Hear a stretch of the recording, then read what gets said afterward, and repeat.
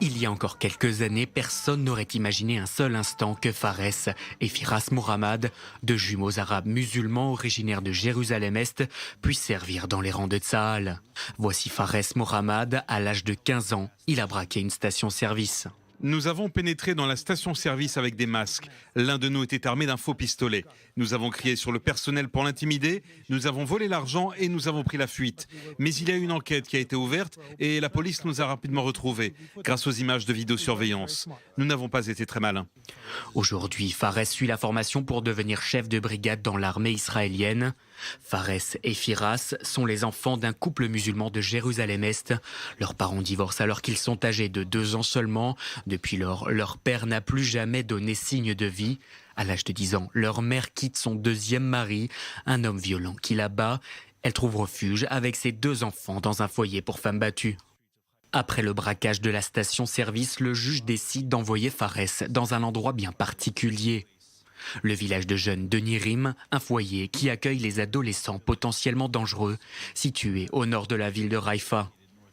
Fondé par des anciens commandos du commando d'élite Chayetet 13, ce village propose notamment à ses pensionnaires une thérapie en milieu sauvage, un travail de rééducation grâce à des expériences extrêmes en milieu naturel, grâce auxquelles les adolescents apprennent à s'orienter et à développer des techniques de survie. Les conseillers du village se souviennent qu'au tout début, Fares a été victime de racisme de la part des autres adolescents. Certains menaçaient même de ne pas rester en sa présence. Les adolescents avaient la tête remplie de préjugés et d'idées préconçues et nous demandaient comment nous avions pu accepter un terroriste chez nous. Pour eux, un arabe était forcément un terroriste et il n'avait pas sa place ici. L'intégration de Fares s'est faite difficilement. Après 18 mois, alors que ses directeurs estimaient qu'il avait fait des progrès encourageants, ils ont découvert un couteau dissimulé sous son matelas. Je ne sais pas si j'aurais pu le sortir et menacer quelqu'un avec. Mais à cette époque, j'avais encore un esprit criminel. Et je savais qu'en ayant ce couteau caché ici, cela me permettait d'être toujours prêt pour n'importe quelle situation. Pendant que Fares poursuivait son programme dans le village de Nirim, Firas, son frère, a continué à s'attirer des ennuis et a même passé quelques mois en prison. Il a pu sortir grâce à sa mère, à qui il a promis de changer. Je me rappelle des mots de ma mère qui me disait « J'en ai marre de tes bêtises. Combien de temps tu vas continuer comme ça ?» J'avais honte qu'elle me voie au tribunal, les menottes au poignet. Ce n'était pas une partie de plaisir. À l'âge de 18 ans, Fares a décidé de s'engager dans les rangs de Tsahal et de changer de vie pour de bon. Mais quand on est un arabe israélien musulman avec un casier judiciaire bien rempli et que l'on décide de s'enrôler en tant que soldat d'infanterie, le passage par le bureau d'un psychologue s'impose. Il m'a regardé, il m'a dit qu'il ne pensait pas que je pouvais devenir combattant, qu'il me voyait plutôt dans un escadron de soutien au combat. Je l'ai regardé à mon tour, je lui ai dit que j'étais totalement capable de combattre et je lui ai demandé de me laisser être combattant. L'armée s'est finalement laissé convaincre et les jumeaux ont tous deux terminé au sein de la prestigieuse unité de combat Golani. Au début, je pensais qu'il y aurait un fossé entre nous parce que nous venons de 2 mondes très différents. Mais avec le temps, je me suis rendu compte que Fares est un type génial. Il pourrait donner sa vie pour n'importe qui et tout le monde pourrait se sacrifier pour lui.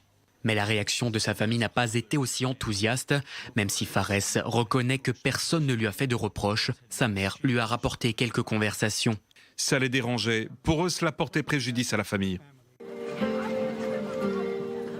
Aujourd'hui, cela fait 2 mois que Firas sert dans la ville d'Hébron. Il a eu sa première altercation avec un passager juif d'un bus qui insultait le chauffeur arabe du véhicule.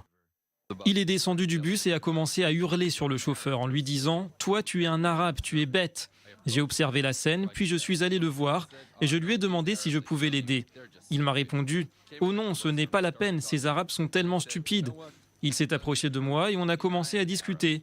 Puis je lui ai dit « Vous savez quoi ? Pour tout vous dire, même moi je suis arabe. » Il ne m'a pas cru, mais je lui ai répété que j'étais arabe et que je m'appelais Firas.